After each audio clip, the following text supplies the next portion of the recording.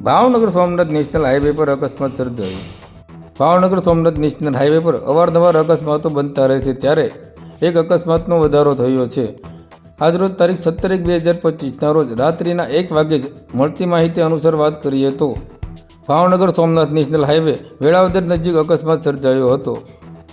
Four wheel ચાલક અને ખૂટિયા વચ્ચે અકસ્માત સર્જાયો હતો.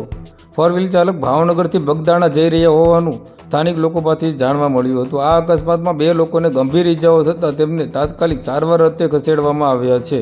વધુ વિગતો માટે રાહ જોવી રહી.